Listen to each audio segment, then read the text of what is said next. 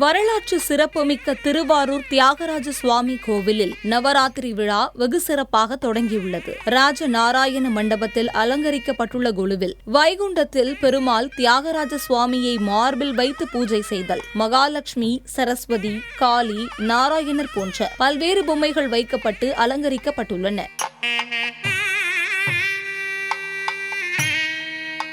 கடலூர் மாவட்டம் சிதம்பரத்தில் அமைந்துள்ள நடராஜர் ஆலயத்தில் உள்ள கல்யாண மண்டபத்தில் நவராத்திரி கொலு உற்சவத்தை முன்னிட்டு 21 அடி உயரத்தில் 21 அடி அகலத்தில் 21 படிகளுடன் பிரம்மாண்டமான கொலு அமைக்கப்பட்டுள்ளது. அக்டோபர் 2ஆம் தேதி தொடங்கிய இந்த கொலு வருகிற அக்டோபர் 11ஆம் தேதி வரை நடைபெறுகிறது. இந்த கொலுவில் நடராஜர் முதல் சிறிய பொம்மைகள் வரை சுமார் 4000க்கும் மேலான பொம்மைகள் வைக்கப்பட்டுள்ளன. இதேபோல் மதுரை மீனாட்சி அம்மன் கோவிலில் தொடங்கிய நவராத்திரி உற்சவ விழா அக்டோபர் 12ஆம் தேதி வரை நடைபெறுகிறது. இதையொட்டி சுவாமி சன்னதி 2ஆம் பிரகாரத்தில் கொலு அலங்காரம் வைக்கப்பட்டுள்ளது.